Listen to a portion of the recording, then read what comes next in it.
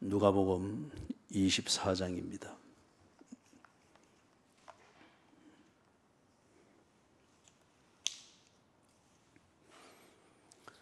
누가복음 24장.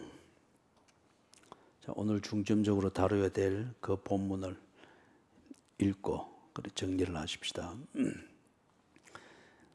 28절부터 35절까지 같이 읽습니다. 그들이 가는 마을에 가까이 가매 예수는 더 가려 하는 것 같이 하시니 그들이 강권하여 이르되 우리와 함께 유하사이다. 날이 이미 기울었나이다 하니 이에 그들과 함께 유하러 들어가시니라. 그들과 함께 음식 잡수실 때에 떡을 가지사 축사하시고 떼어 그들에게 주시니 그들의 눈이 밝아져 그인 줄 알아보더니 예수는 그들에게 보이지 아니하시는지라.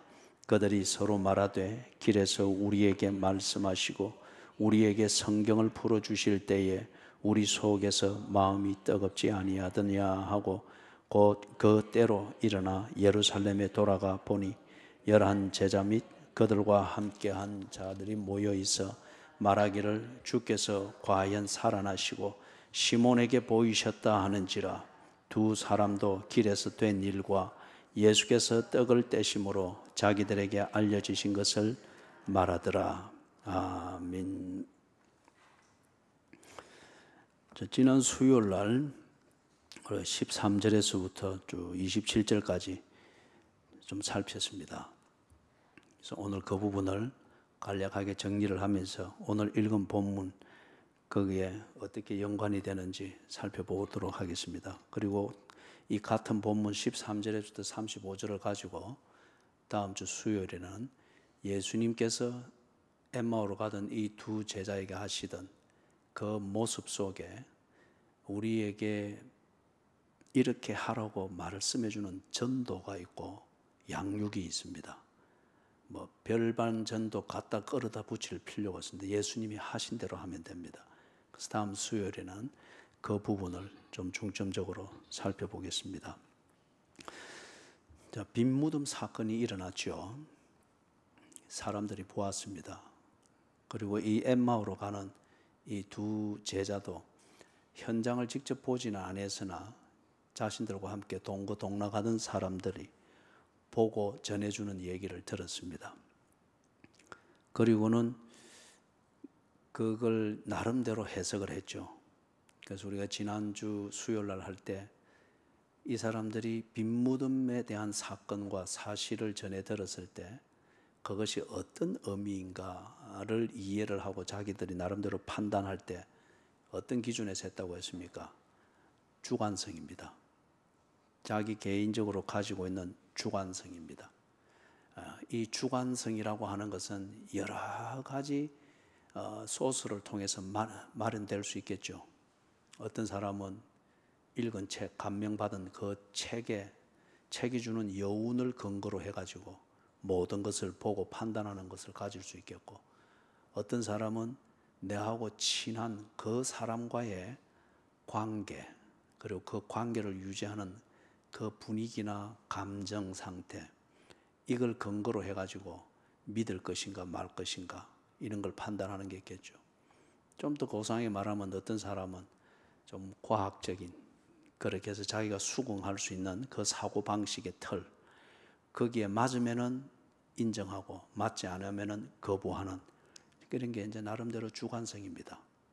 그렇게 해서 이걸 근거로 해서 빈 무덤에 대한 이 사건, 그리고 거기에 만들어낸 사실을 전해 들었지만은 이 두 제자는 그걸 그들이 말하는 대로 받아들일 수가 없었습니다. 예수가 살아났다. 그렇기 때문에 빈 무덤이 있다. 이렇게 그들은 받아들일 수가 없었습니다. 이 두 제자의 주관성의 근거는 두 가지 소스입니다. 지난 수요일에 했던 것 간단하게 정리하면은, 하나는 그 시대에 무언가를 보고 판단하는 그 시대의 사고방식의 틀이 있습니다. 우리 읽는 거 보고 유행이라고 하죠. 유행. 또는 그 시대의 문화라고 합니다. 그래서 여기서 달리 생각하거나 다르게 행동하거나 그렇게 뭔가를 생활을 추구하면은 이방인처럼 보이고 또는 유행에 뒤떨어진다는 생각 때문에 굳이 그 틀에 맞추려고 합니다. 그 시대가 하는 사고방식이죠. 이걸 조금 더 유치한 표현인 것 같으면은 군중심리라는 게 있습니다. 이게 교회도 그렇고 가정에서도 그렇고 국가에서도 그렇고 우하는 분위기가 있습니다. 그러면 거기로 다 휩쓸려 뭔지도 모르고 그냥 거기에 휩쓸려 가지고 이 군중에서 맞다 하면 지도 맞다 그러고 이 군중에서 틀렸다 하면 지도 틀렸다 하고 군중심리입니다. 그래서 그 시대의 사고방식의 틀 안에서 이 두 제자가 자기의 주관성이 딱 마련됐습니다. 이걸 강화시키는 보다 치명적인 그 영향력은 뭔가 하면 그 시대의 유대교의 신학의 틀입니다. 이 유대교가 약 400년 동안 쭉 내려오면서 유대인들의 신앙 또는 문화, 생활, 사고방식 이걸 하나님이 기뻐하시는 것이라는 이 명분 아래에서 그들이 막 주입을 시켜왔단 말이에요. 그래서 이 유대교적으로 생각하고 유대교식으로 판단하고 하는 이게 유대인들에게 몸에 쫙 배어버렸습니다. 그래서 이 두 제자가 예수님을 3년 동안 따라다니면서 동고동락했지만은 이 틀을 벗지는 못했습니다. 여러분 이게 중요합니다. 그래서 가끔 제가 그렇게 이야기하죠. 대개의 경우는 교인들이 자기 건성대로 교회 생활합니다. 건성대로, 천성대로. 베드로가 지금 부활하신 예수님을 만나서 거듭날 때까지는 베드로도 천성대로 예수를 따라다녔죠. 그리고 가룟 유다도 천성대로 예수를 따라다녔습니다. 그 다음에 아주 계산에 정확했던 빌립도 천성대로 예수를 따라다녔습니다. 그렇기 때문에 베드로는 열정적이고 헌신적으로 보였고 빌립은 조금이라도 흐트러진 것을 용납하지 못할 정도로 아주 도덕적으로 보였습니다. 아주 도덕적으로 보였습니다. 그러나 빌립의 천성입니다. 그는 예수를 믿는 데서 나오는 헌신이 아니고 그의 천성이었습니다. 가룟 유다도 절대 이익되지 않는 것은 하지 않는 아주 실리적인 이런 사람이었습니다. 이럴 때 양념을 얼마든지 칠 수 있죠. 예수 믿으면 복 받는다. 내가 예수를 이렇게 따라다니니까 굶는 적이 없고 호주머니가 빈 적이 없다. 아주 실리적인 자기 천성이에요. 여기에 예수 믿어서 그렇다는 이거 화장품 싹 바르니까 다 그런 줄 아는 거예요. 그런데 나중에 뚜껑을 열어보니까 어떻게 됩니까? 다 지 건성대로 예수 따라다녔고 지 천성대로 예수 주변에 그냥 머물러 있었을 뿐이에요. 그렇기 때문에 그들은 제자인 것 같아서나 제자들이 아니었습니다. 다 예수를 버리고 도망하니라. 천성의 벽을 넘지를 못했습니다. 그래서 이 엠마오로 가는 두 제자도 천성대로 예수를 따라다녔습니다. 아마 조용했던 사람들인 것 같고 순종적인, 천성적으로 순종적인 그런 사람인 것 같고 뭔지는 모르지만 공동체에서 뭐 한다 하면은 천성적으로 소리 없는 협조자고 소리 없이 할 일을 꾸역꾸역 하고 있는 그런 천성적으로 볼 때 참 착한 사람이었던 것 같아요. 그렇기 때문에 여기에서도 지가 납득이 안 되지만 조용히 끊고 그렇게 떠나는 것을 봅니다. 이렇게 처신하고 판단을 하는 데 있어서 두 가지 그들의 주관성, 그들의 천성을 만들고 건성을 만드는 그 중요한 두 가지 요소는 그 시대의 사고방식의 틀, 유행이든지 거기에서 다. 그리고 이것을 강화시키는 유대교식으로 생각하고 유대교식으로 신앙생활하는 이게 그들도 몸에 딱 배어 있으니 이 천성대로 예수를 따라왔습니다. 그런데 천성을 벗어나야 되는 그 한계에 이르렀을 때 그들은 천성대로 결정했습니다. 그렇기 때문에 예수님의 어떤 일을 이루시고 예수와 관련된 어떤 사건이 일어났을 때 그것에 대한 예수의 심정을 그들은 알 수가 없었습니다. 이것을 두고 예수님께서 이 두 사람이 사건에 대한 해석을 바로 할 수 있도록 도와주시려고 합니다. 그게 15절에서부터 25절까지죠. 15절부터 24절까지. 거기 보면 중요한 단어가 나오죠. 동행한다. 우리는 다음 수요일날 보게 될 겁니다. 동행하시면서 제자들에게 질문을 이 두 사람에게 질문을 했습니다.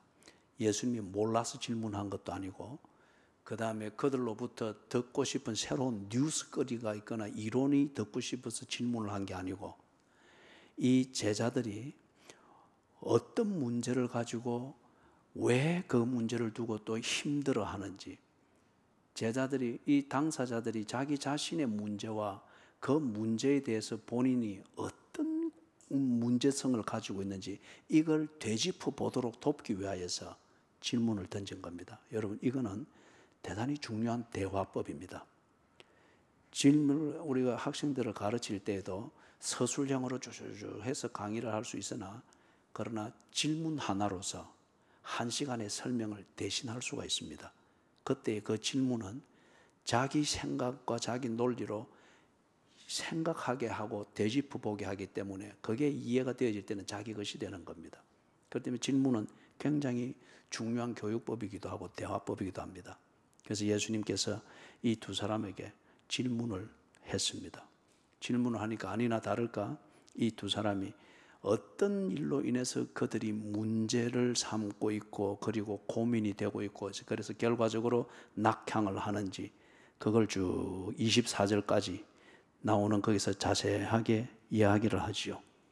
자세하게 이야기하죠. 자, 이렇게 이야기하는 것을 통해서 어떤 준비를 하게 되는 거죠? 예수님께서 이 두 사람과 대화할 준비가 됩니다. 자기 자신들의 문제를 스스로 되뇌어 보는 것을 통하여서 지금 예수님이 대화를 하게 되면, 그 주제를 맞추게 되면 이 사람들은 분명히 반 이상은 준비가 되어 있습니다. 들을 준비가 되어 있고 어떤 주제에 대해서 말하는지 준비가 되어 있습니다. 뭐 애써서 30분 동안 준비 찬송이랍시고 하고 그럴 필요가 없습니다. 뭐 준비 찬송이라는 그 말 자체가 좀 어불성설이지만, 자, 그래서 예수님이 이어서 25절, 26절, 27절에서 좀 설명을 해주죠. 다른 말로 말하면은 이 두 사람이 자기들의 말과 자기들의 사고방식의 틀 안에서 보고 들었던 것을 이야기했습니다. 그런데 왜 그걸 자기들은 믿을 수가 없는지, 그게 왜 내게는 지금 힘이 들고 이리 실망을 주었는지 자기들 말로 이야기했습니다. 딱 주의가 집중이 된 그 증거죠.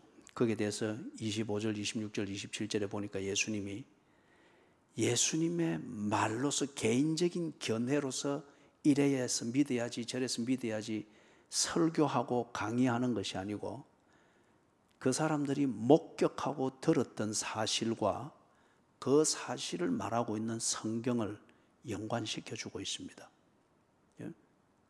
이 사람들의 관심을 성경으로 다 끌어가고 있다는 이것을 지금 말하는 겁니다. 성경에서 이렇게 말하고 있고 성경이 이런 부분이 있다.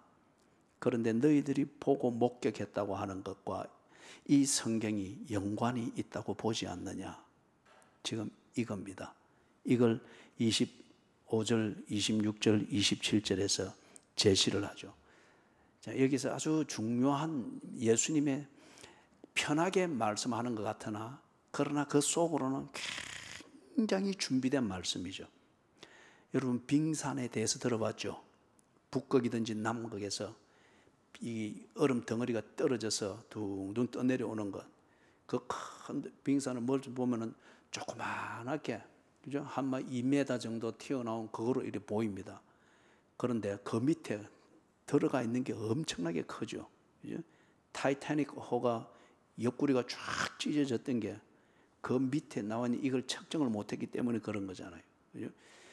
예수님이 지금 여기서 사마리아 여인하고 대화할 때도 그렇고 지금 여기서 대화하는 것도 그렇고, 예수님 속에는 빙산의 약 10분의 8이 80%가 물속에 잠겨 있는 것처럼 다 고민과 정리되어 있는 이게 있습니다. 그리고 그것을 끌어내는데 이 두 사람이 알아들을 수 있는 말, 이 두 사람이 알아들을 수 있는 논리, 그리고 이 목적을 전달하는 데 필요한 최소한의 말, 그러나 꼭 중요한 말, 이것으로 지금 25절, 26절, 27절에서 그들에게 대화를 해주고 있는 겁니다. 예? 그들에게 대화를 해주고 있는 것. 상대방이 수긍할 수 있는 내용. 우리가 설교하는 제 자신도 그렇고, 전도를 한다고 치고 전도를 할 때도 보면 그렇고, 대개나 보면은 자기 입장에서 이야기하는 게 거의 대부분입니다. 그죠? 이제 그런 얘기들이 진부하다는 거죠. 자기 입장에서의 얘기. 설교자도 정신을 바짝 안 차리면은 자기 입장에서의 얘기입니다. 자기 도치고, 그죠? 자기 도치고, 성경과 청중들 사이에서의 이 만남과 상관성이 맺어지도록 뭔가 연결을 하는, 이걸 놓치기가 쉽죠. 근데 예수님은 참 이 사마리아 수가성 여인하고 대화할 때도 그렇고, 제자들하고 대화할 때도 그렇고, 바리새인들, 종교 그 지도자들이지만 위선자들의 위선을 드러낼 때도 그렇고, 예수님의 이 말 한마디 한마디는 굉장히 경제적이었잖아요. 그죠? 100마디 말을 하되 핵심을 전하지 못하는 그 답답하고 이게 없잖아요. 그죠? 그래서 이걸 터득할 때까지 제자들에게 니는 좀 말 안 하는 게 내한테 도움이 되니까 조용히 있으라 그랬잖아요. 예수님이 참 절묘하게 했어요. 때로는 하면은 예수님은 딴 점 부리고, 아니면은 심각하게 질문해도 예수님은 돈키호테식으로 엉뚱한 질문이나 대답으로 흐려버리시기도 하고. 그런데 그 속에 보면 예수님이 관심이 없거나 준비가 안 됐기 때문에가 아니고, 꼭 빙하, 물속에 잠겨있는 빙하에 80 내지 9% 덩어리가 물속에 잠겨서 쑥 떠내려가듯이 예수님의 그 고민, 준비되심, 그리고 상대방에게, 그리고 이 주제에 맞도록 말하고자 하는 예수님의 진지한 고민과 접근이 있는 것을 봅니다. 그러니까 이 사람들이 문가 딱 열렸습니다. 28절, 29절 같이 한번 읽어볼까요? 그들이 가는 마을에 가까이 가매 예수는 더 가려 하는 것 같이 하시니 그들이 강권하여 이르되 우리와 함께 유하사이다. 때가 저물어 가고 날이 이미 기울었나이다 하니 이에 그들과 함께 유하러 들어가시니라. 그런데 저기 보면은 18절에 보면은 이 두 사람의 분위기가 전혀 다릅니다. 똑같은 예수를 대하는데 18절 같이 한번 읽어볼까요? 그 한 사람인 글로바라 하는 자가 대답하여 이르되 당신이 예루살렘에 체류하면서도 요즘 거기서 된 일을 혼자만 알지 못하느냐, 이렇게 말하던 사람인데, 예수님의 이 짧은 대화가 있고 난 뒤에 이 사람들의 분위기가 똑같은 예수님에 대한 분위기가 28절, 29절처럼 바뀌어 있습니다. 지금 이거는 예수님이 질문하고 그 다음에 그들에게 대하여서 그들이 가지고 있는 문제를 딱 파악됐잖아요. 이것과 성경에서 말하고 있는 그 어떤 사실과 연관성을 딱 지어주고 난 뒤에 이 사람들의 관심이 28절, 29절처럼 바뀌어 있습니다. 이게 지금 예수님이 말씀하는 그걸 이 사람들이 믿었기 때문에가 아니에요. 그 다음에 빈 무덤이라고 하는 이것의 의미를 깨달았고 확증이 됐기 때문에 이런 것 때문에가 아닙니다. 두 가지입니다. 지금 이 문맥에 따라서 볼 때 하나는 예수님의 인간성입니다. 막 인간성이 깊다 적다 이것까지 지금 파악은 안 되죠. 그러나 상당히 매력이 있습니다. 그죠? 길동무하기에 전혀 부담이 없습니다. 좀 더 대화를 하고 싶을 정도로 뭔가 거기에 있습니다. 그 다음에 두 번째로 이 사람들이 성경은 알고 있습니다. 성경은 알고 있단 말이에요. 그런데 그 성경을 유대교 신학과 그 방식으로 오도되어져 왔기 때문에 유대교에 의해서 세뇌되어진 주관성 때문에 예수에 관한 일과 예수님이 누군가에 대해서 그들은 스스로 오도되고 있다는 이거잖아요. 그런데 예수님이 성경에 대해서 이야기를 하고 성경과 일어난 사건을 연관지어주는 이게 깔끔하고 매끄럽고 분명합니다. 그런데 그렇게 되니까 이 사람들에게서 성경에 대해서 뭔가 관심이 열리는 거예요. 그 사건에 대해서 유대교적 틀을 벗어나서 성경에 있는 그 자체를 가지고 사건을 보는 이것에 대해서 뭔가 관심이 생기고 호기심이 생기고 뭔가 열리는 거예요. 그래서 예수님한테 시간을 좀 더 내라고 합니다. 우리가 같이 식사나 좀 하지요. 유대인들의 법에서는 길을 가던 나그네가 밤에 노숙을 하게 되어지면은 노숙을 한 그 나그네가 있는 곳에서 제일 가까운 거리에 있는 집이 벌을 받습니다. 유대인의 율법입니다. 나그네를 대접을 하는 거. 그런데 이 두 사람이 동행을 해서 가는데 아직 이 사람들이 뭐 거듭나서 예수를 믿고 내 이웃을 내 몸처럼 사랑하는 것을 기독교적으로 아직 이해를 못 하잖아요. 그냥 예수와 3년을 따라다녔을 뿐이지 사고방식과 체질과 세포와 피 색깔은 여전히 유대교인입니다. 그러니까 거기서 길이 들어진 대로 나그네를 대접하는 이것, 그 다음에 앞에서 말했던 대로 두 가지에 대해서 개인적 관심이 열리고 더 듣고 싶고 더 따져보고 싶은 이 좋은 동기가 딱 생겼단 말이에요. 들어갑시다. 같이 식사나 좀 하시죠. 그래 하니까 29절 하반절에 예수님이 그들과 함께 유하로 들어갔다고 합니다. 자, 들어갔는데 거기서 29절 하반절에서 30절을 이렇게 보니까 이게 참 절묘합니다. 절묘합니다. 이게 다음 수요일에 우리가 보게 되겠지만은 전도에 군대대기가 붙고 사람을 설득하려고 하고 사람을 유혹을 해서 교회에 앉혀놓는 이 목적을 이루려고 하는 것 때문에 이 사람들이 결국에는 복음과 교회에 대해서 식상해야 합니다. 힘은 복음에 있습니다. 생명력은 복음에 있습니다. 전도는 복음에 대해서 눈을 뜰 수 있도록 무언가 도움을 주는 그 적절한 역할을 하는 게 전도죠. 우리 다음 시간에 여기서 자꾸 건드리면 안 되겠고, 그래서 29절 하반절에서부터 30절에 이렇게 보니까 예수님께서 참 절묘하게 이들의 뭘 도와주는가? 확정을 도와줍니다. 이 앞에서는 질문하고 그 다음에 짧은 설명을 해준 거기서는 뭘 도와준 거예요? 해석을 도와주었습니다. 사건, 그들이 경험하고 목격하고 들었던 사건에 대한 의미를 해석하는 것을 도와주었습니다. 왜 그랬죠?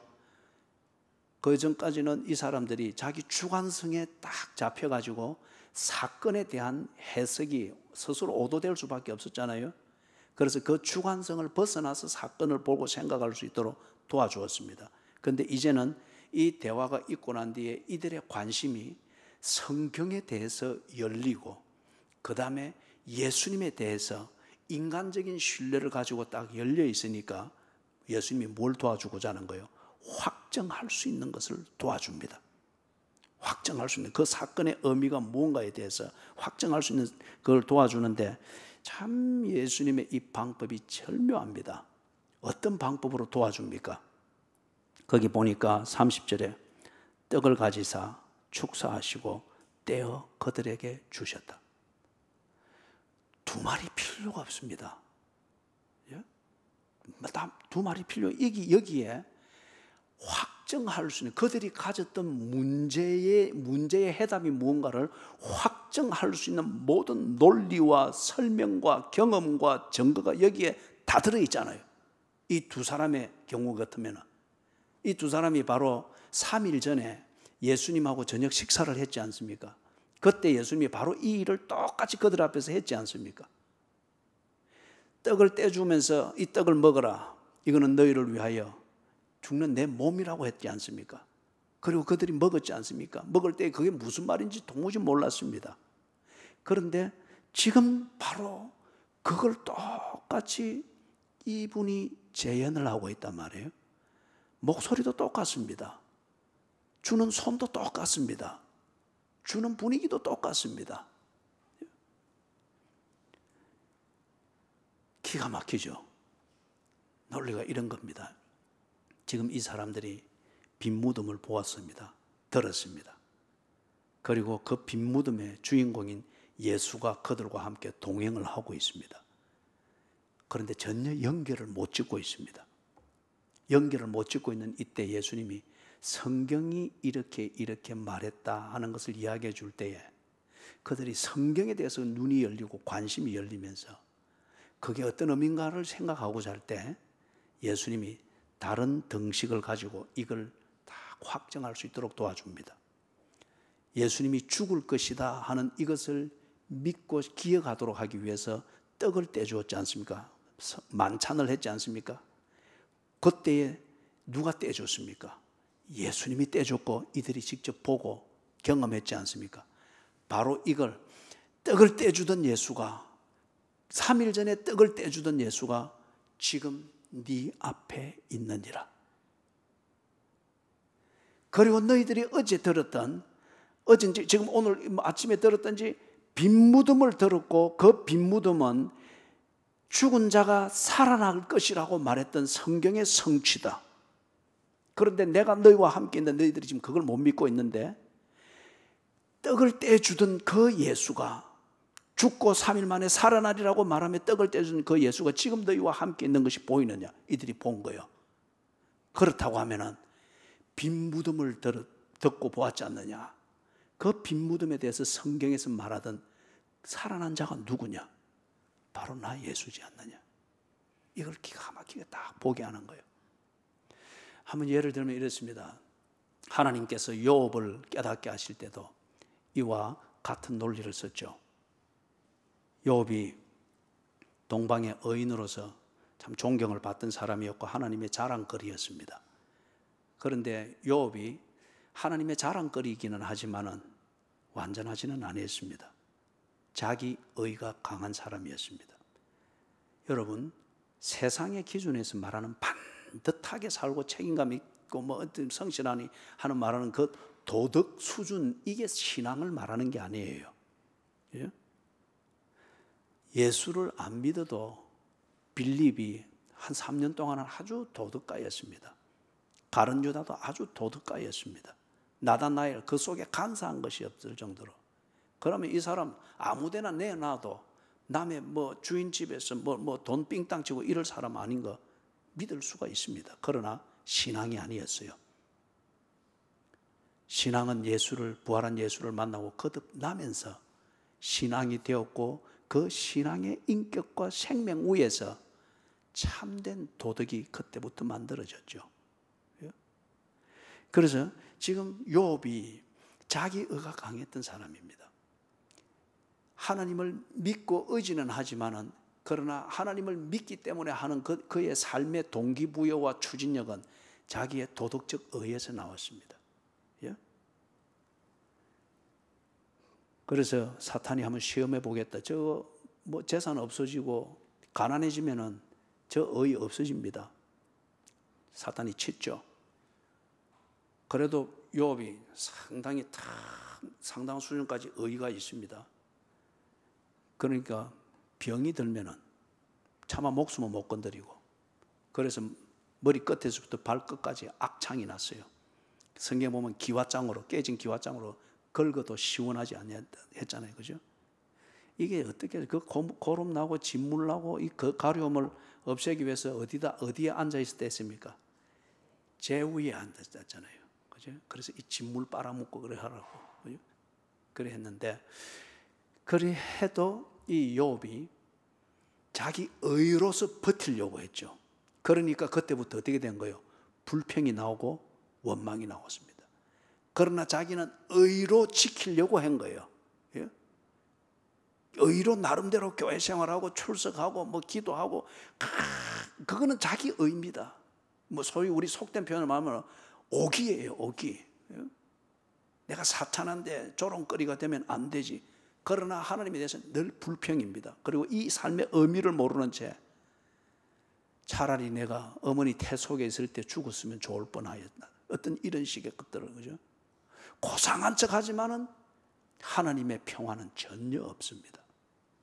여러분, 이게 참 그리스도인들의 비참함입니다. 이 영성이 이 단계를 쑥 넘어가야 됩니다. 그때 하나님이 38장입니까? 등장해서 말씀하시죠.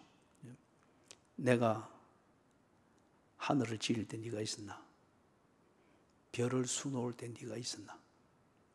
초목을 유채와 깔듯이 그렇게 쫙 정리를 해서 저렇게 만들 때 네가 있었나? 64개의 질문을 욥에게 쏟아붓습니다. 욥이 하나도 대답을 못합니다. 64개의 질문이 거쳐가는 걸 통해서 욥이 뭘 깨닫는 거예요? 하나님은 우리 히브리서에 있는 말씀처럼 어제나 오늘이나 영원토록 동일하시구나. 지가 어려웠기 때문에 하나님의 총애를 받은 것도 아니고, 지가 하나님을 도덕적 수준에서 도덕과 신앙을 혼선하는 그 미성숙함에도 불구하고 지가 나름대로 도덕적 수준이 높은 이걸 가지고 오기를 부리면서 하나님을 섬겨 주었기 때문에 그때부터 지가 편했거나 이게 아니었다는 거죠. 날 때부터 하나님은 계셨고, 어려울 때도 하나님이 계셨고, 평온할 때도 하나님이 계셨고, 자식이 열을 헤아릴 때도 하나님이 계셨고, 자식을 앗아가는 도적떼들이 몰릴 때도 하나님은 계셨고, 지금 악창이 걸려서 아내까지 저주하고 도망가버린 이 비참함 속에서도 창조하시던 하나님은 여전히 그 자리에 계시고 여전히 욥을 주관하고 계시는 거예요. 이때 욥이 눈이 확 열리지 않습니까? 확 열리지 않습니까? 그리고 바짝 엎드리죠. 욥의 신앙이 한 단계 쫙 거듭나 버립니다. 좋을 때든 굳을 때든 언제나 하나님이 거기에 계시는 것 깨달은 것은, 내가 너무 좋아도 하나님을 보는 눈이 막히고 하나님을 알아가는 이 지혜가 무디어지는구나. 너무 어려웠고 고생 속에 있으니까 그 고통과 싸우느라고 내가 참 무지해지고 미성숙해지고 하나님을 보는 눈이 어두워지는구나. 하나님이 안 계셔서가 아니고, 하나님이 약속을 변절시켰기 때문에가 아니고, 하나님이 잘 운행하시다가 지금 큰 실수를 해서 고장 수리 중이기 때문에 이 경우를 당하는 게 아니고, 목적을 이루는 의미 있는 과정에서 내가 높은 데도 있을 수 있고 낮은 데도 있을 수 있고, 도전을 받아서 싸우는 때가 있고 승리하여서 쫙 전진해 나가는 때가 있는데, 내게 있는 체질이 일희일비하긴 하니까 일희하느라고 하나님을 못 보고 일비하느라고 하나님을 못 보는 이 근성이 내게 있구나. 그걸 깨닫고 하나님 앞에 바짝 엎드리죠. 그러고 나니까 하나님이 주시는 평화가 온눈에 다 보이는 거예요. 온눈에 다 보이는 거예요. 갑절에 축복을 주셨다, 이 유치한 말로서 따질 문제가 아니에요. 드디어 보이는 거예요. 하나님이 주시는 게 병상에서도 보이고, 건강할 때도 보이고, 없는 것 같이 부족할 때도 보이고, 있는 것 같이 넘쳐서 더 이상 도움이 필요 없게 여겨진다 싶을 때도 하나님이 보이는 거예요. 평화, 참된 평화, 이게 드디어 보이는 거예요. 지금 예수님께서 이 두 제자의 확정을 돕기 위하여서 이 절묘한 방법을 지금 쓰는 거예요. 하나님이 쓰셨던 방법이죠. 그죠? 지금 빈무덤이라는 이 사건 현장에서 위대한 사건과 놀랄만한 사건은 일어났으나 이 의미가 이해가 안 되고 확정이 안 되니까 오히려 지주관성 때문에 예수께서 이루신 이 위대한 일이 자기한테는 혼돈이 되어지고 헤매도록 만드는 게 되어진단 말이에요. 그러니까 이것으로 자꾸 집어서 설명했는데 못 알아들으니까 바로 3일 전에 경험하였던 그 놀라운 사건, 이 아직 생생하단 말이에요. 이걸 가지고서 3일 전에 주었던 그 떡을 오늘 또 먹게 하시면서 죽었던 그 예수, 그러나 떡을 주었던 예수가 지금 내게 바로 그 떡을 주고 있으니까 예수 아니라고 부정할 수가 없는 거예요, 이 두 제자로서는. 그런데 성경이 예수가 죽었다고 살아난다고 말하고 있고, 그리고 그가 살아났다고 빈무덤을 본 자들이 증언을 하고 그것을 들었던 이 제자들은 혼돈하여서 지금 낙향하고 있는데 바로 그가 예수라는 게 딱 매칭이 되어버리는 거예요. 그래서 그들의 반응이 31절에 보니까 그들의 눈이 밝아져 그인 줄 알아보더니, 여러분, 믿음은 절대 설득하는 게 아닙니다. 그리고 내가 믿는다고 하는 것은 설득이나 강요에 동의하거나 굴복되어진 그런 논리적 결론이 아닙니다. 눈이 밝아져 그인 줄 알더니 이게 돼야 됩니다. 그러니까 이 순간 가면 확증이 됐다는 거잖아요. 예수께서 이것을 확인하자마자 31절 하반절에서 예수는 그들에게 보이지 아니하시는지라. 왜 이럴까요? 드디어 지금 이제 예수께서 대접을 받을 때고, 예수께서 이제 한 보람도 누릴 때고, 인간적으로 치면은 그렇다 싶고, 또 다른 한편 이제 그인 줄 알아보았다고 하는 것 같으면은 엉애거리면서 태어난 아기와 같은데, 이걸 좀 붙잡고 이제는 키워주고 다시 또 오병이어 해주고 눈 뜨는 거 보여주고 죽은 자를 살리는 거 보여주고 물 위로 걸어가는 것도 보여주고 이러면 뭐 더 클 것 같은데, 예수는 바로 그 순간에 눈에 보이지 아니하는지라.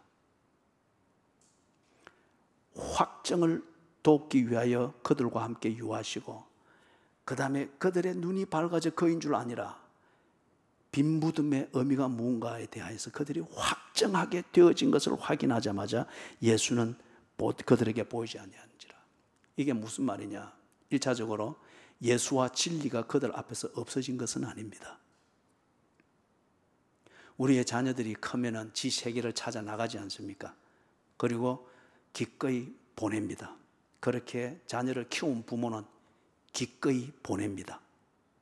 그때에 자식이 가면서 또 돌아보고 또 돌아보고 간날 한 2, 3일 정도는 막 발발이 전화로 오고 그래 하죠. 그죠?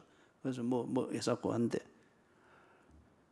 그렇지만은 그 자녀가 멀리 떨어가서 전화 외에는 달리 어머니와 통화할 그게 안 되지만은, 그러나 그 자녀는 분명히 압니다. 어머니와 어머니의 사랑이 이제 내 인생에서 완전히 없어진 게 아니다고 하는 것을 분명히 압니다. 오히려 더 살갑게 확인하고 깨닫는 거죠. 지금 예수님께서 그 앞에서 보이지 아니하느니라. 예수님의 존재와 신기루처럼 있다가 신기루처럼 사라지면 이걸 말하는 것도 아니고 예수에 관한 진리가 없어지거나 무효가 됐다는 이 말이 아닙니다. 이게 지금 뭘 말하는가? 예수님께서 이들이 확정하는 근거로서 맨 처음에 뭘 제시를 한 거예요? 성경을 가르쳤습니다. 모세와 선지자들이 메시아에 대해서 예언했던 것을 그들에게 소개하면서 빈 무덤이 성경대로 이루어진 사실이라고 하는 것을 그들로 하여금 생각하게 했지 않습니까? 그죠? 그런 다음에 그것을 확정하기 위해서 예수께서 성경대로 하셨던 것, 떡을 떼주면서 자기가 죽고 3일 만에 살아날 것을 이야기했지 않습니까? 드디어 그들의 눈이 열렸지 않습니까? 그러면은 무엇만 있으면 되는 거예요. 그들에게는 성경만 있으면 되는 거예요. 예수께서 성경으로 설명해 줬고 성경으로 확정해 주었습니다. 그리고 그들은 그 성경을 통하여서 예수의 임재와 예수의 하신 일을 보는 눈이 열렸습니다. 그런 것 같으면 이제 그들에게 성경만 있으면 되는 거예요. 성경만 있으면 되는 거예요. 다른 말로 말하면은 예수님의 이 가르침과 양육을 통해서, 이 한 짧은 시간의 양육과 가르침을 통해서 그들에게 딱 정리된 게 뭐죠? 성경은 곧 예수에 관한 얘기이구나. 내가 따르던 예수가 누구이며 예수에 관한 사건이 어떤 의미인가를 알려고 하면은 예수에 관한 얘기인 성경을 보면 되는 것이구나. 드디어 이 두 제자에게 있어서 믿음의 근거는 사건이 아니고, 믿음의 근거는 기적과 같은 이런 경험이 아니고, 믿음의 근거는 기적이나 사건을 통해서 확정해 주었던 성경이 되었습니다. 예수에 관한 모든 것을 이야기하고 있는, 그리고 예수님이 친히 확정해 주셨던 성경, 이것이 그들의 믿어야 될 근거가 되었다는 것이요. 믿음의 근거가 됐다는 것이요. 그죠? 그리 되니까 32절에서부터 35절입니다. 같이 한번 읽어볼까요?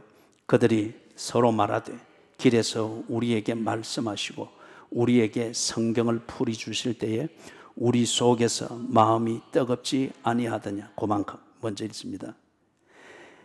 드디어 예수는 보이지 않지만은 드디어 이들이 반응하기를 시작합니다. 그죠?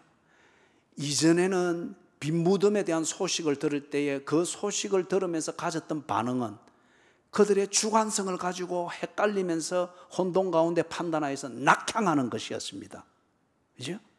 예수가 있던 그곳으로부터 더욱더 멀어지는 곳으로 낙향하는 것이었습니다. 그런데 이제 성경을 가지고 모든 것을 증명하고 확정해 준 예수님과의 이 만남과 대화가 있고 난 뒤에 그들의 눈이 열리고 난 뒤에 반응이 나타나는데 어떤 반응이 나오는가? 성경에 대하여서, 성경의 본질에 대하여서 눈이 열립니다.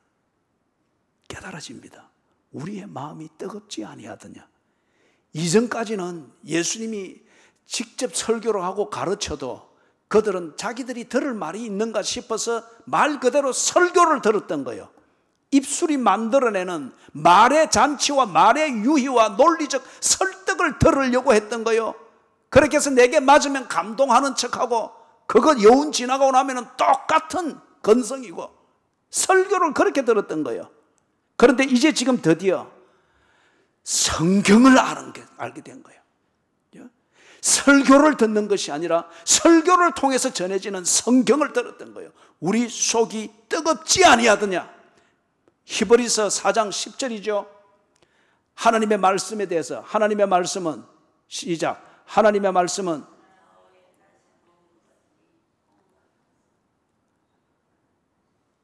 오늘 여러분이 잠을 못 자더라도 자존심이 팍 상해서 돌아가십시오. 적어도 그 정도 그래가지고 사탄도 여러분을 거들떠 보지도 않습니다. 그런 중요한 요절 하나를 외우지를 못하는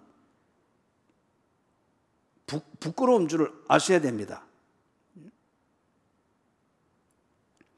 하나님의 말씀은 살았고 운동력이 있어 좌우의 날선 어떤 검보다도 예리하여 혼과 영과 심령과 골수를 찔러 쪼갰느니라. 하나님의 말씀은 살았고 운동력이 있습니다. 그러니까 지금 드디어 이 두 제자가 하나님의 말씀이라고 하는 이것, 사랑하는 여러분, 성경은 절대 여러분 설교의 소재거리가 아니에요. 설교 들을 때 제발 여러분 이야기 듣는 그 관심으로 듣지 마시라고요. 제발 여러분 설교 들을 때에 무언가 내가 감동할 수 있는 예화가 있나, 아니면 논리가 있나, 뭐 정보가 있나, 그런 관심으로 진지하게 듣는 척 그런 빌립이 되지 말고 가룟 유다 되지 말고 그런 베드로 되지 마시라 말이에요. 하나님의 말씀은 살았고 운동력이 있습니다. 하나님의 말씀에 찔러 쪼개임을 받아야 됩니다. 그래야 천성이 바뀌어요. 근성이 바뀐단 말이에요. 근성대로 하는 게 신앙이 아닙니다. 예수님이 그들과 대화를 하고 그들과 길 가면서 짧은 시간 설교를 했을 때 이들이 하나님의 말씀을 드디어 들었습니다. 물론 예수님이니까 그렇게 설교할 수 있었던 거죠. 말씀에 대한 변화가, 성경에 대한 변화가 근본적으로 일어났습니다. 그 다음에 33절 같이 읽습니다.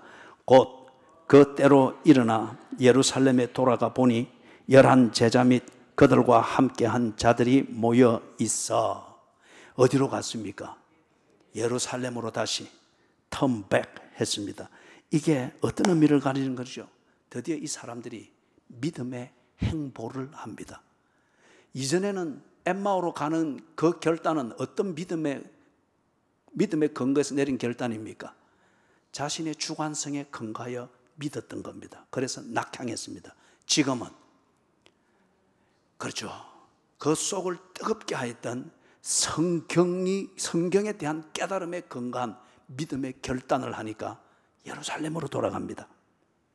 예루살렘으로 돌아갑니다. 돌아가서 그 다음 거기서 또 보니까 동료들이 모여있단 말이에요. 34절 같이 있습니다. 말하기를 주께서 과연 살아나시고 시몬에게 보이셨다 하는지라. 거기 가니까 새로운 소식이 들리는데 또 다른 사건을 듣게 됩니다. 다른 말로 하면 믿음의 확증을 하는 거죠. 빈무덤인데 그 빈무덤에서 예수가 살아났기 때문에 빈무덤이 있다라고 하는 이것을 처음에 들었을 때는 그렇게 되었으면 좋겠지만 그런 게 어디 있어. 주관성에 근거해 볼 때 지극히 당연한 논리를 가지고 낙향했습니다. 그런데 말씀에 근거하여서 믿고 결단하여 돌아가서 딱 보니까 안 그렇습니까? 우리의 믿음이 우리의 발의 방향을 결정합니다.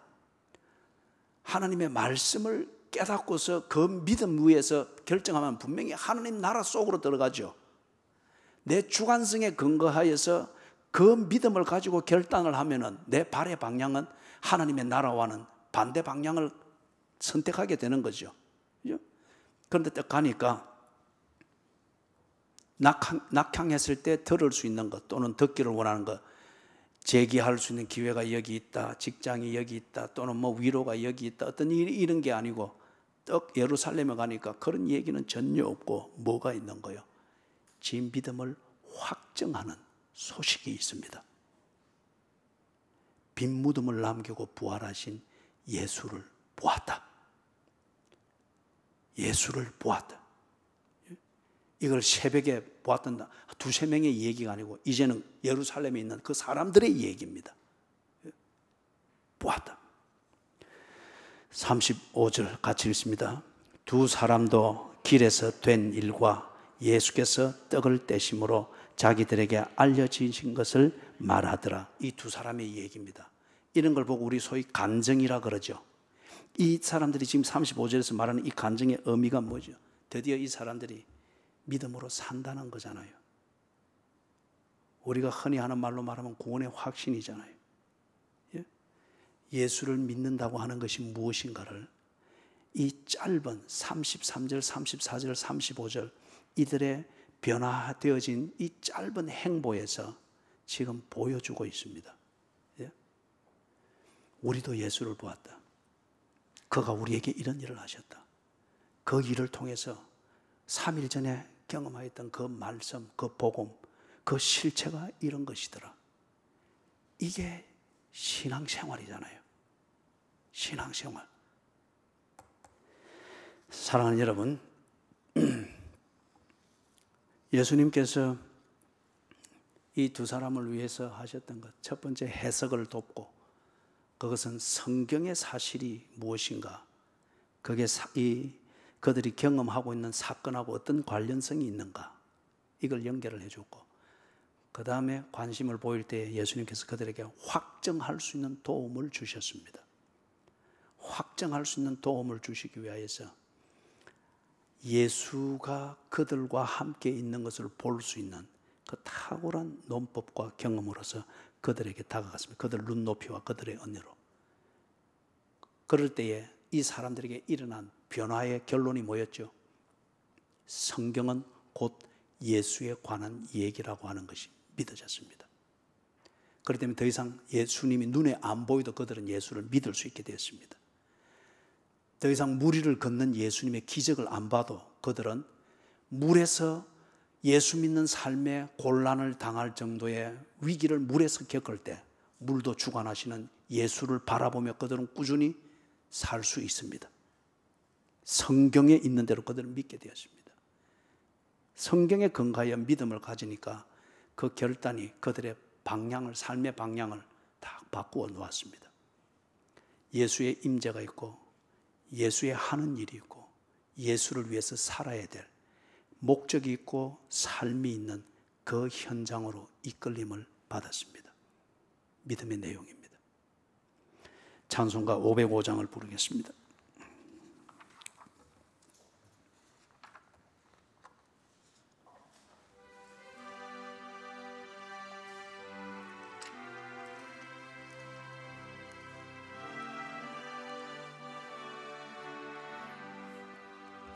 온 세상 위하여 나 복음 전하리. 만 백성 모두 나와서 주 말씀 들으라. 죄 중에 빠져서 헤매는 자들아, 주님의 음성 듣고서 너 구원받으라. 전하고 기도해 매일 정인 되리라.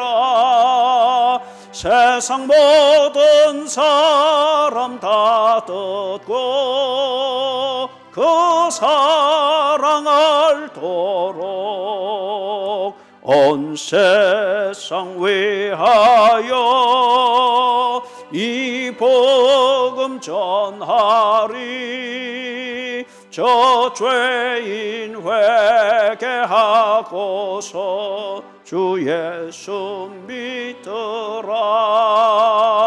이 세상 구하려 주 돌아가신 것 나 증거하지 않으면 그 사랑 모르리. 전하고 기도해 매일 정인 되리라. 세상 모든 사람 다 듣고 그 사랑 알도록 온 세상 위하여 주 은혜 임하니. 주 예수 이름 힘입어 이 복음 전하자. 먼 곳에 나가서 전하지 못해도 나 어느 곳에 있든지 늘 기도 힘쓰리. 전하고 기도해 매일 정인 되리라. 세상 모든 사람 다 듣고 그 사랑 알도록.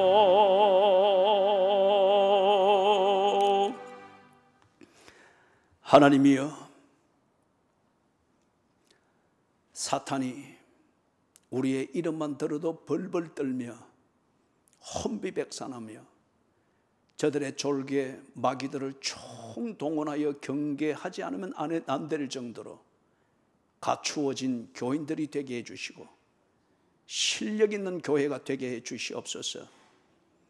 떠버리고 허풍 뜨는 교회가 아니라 예수님처럼 한마디의 말로 하늘을 움직이고 흑암의 권세를 물리치던 그런 실력 있고 영성을 갖추고 하나님의 동행하심을 확정하여 한 걸음 한 걸음을 내딛는 실력 있는 교인들, 영향이 있는 교인들, 그리고 실력 있는 교회가 되게 해 주시옵소서. 주여, 주께서 오늘 엠마오로 가던 두 제자를 도우시듯 우리 개개인을 도와주시옵소서. 주님이 여기서 목사를 비롯하여 우리의 면면을 알고 내면을 알고 속을 알고 우리의 말의 의미를 주님이 아시지 않습니까? 여전히 해석이 안 되는 자들은 해석을 도와주시옵소서. 확정하지 못하고 있는 자에게는 확정할 수 있는 것을 도와주시옵소서. 그리고 믿음 없는 자가 되지 않고 믿는 자가 될 수 있도록 성경 이것이 있을 때에 모든 것을 믿을 수 있으며 하나님과 동행이 되어질 수 있는 사람이 되도록 우리를 도와주시옵소서. 이게 안 되면 하나님, 교회가 정말 어렵습니다. 하나님 영광 드러낼 수 없사오니 주여 이것을 할 수 있도록 도와주시옵소서. 주 예수 그리스도의 은혜와 하나님 아버지의 무한하신 사랑과 성령님의 돌보시며 교통하시는 은혜가 예수께서 친히 찾아오셔서 동행하시고 함께 먹으시고 대화하시면서 예수 믿도록 변화시키는 것을 듣고 이 말씀대로 내게도 이루시는 줄 믿고 주님의 하시는 일을 민감하게 깨달으며 믿게 될 것을 다짐하며 저들의 삶의 자리로 돌아가는 모든 제자들 머리 위에 지금으로부터 언제나 함께 계실지어다. 아멘.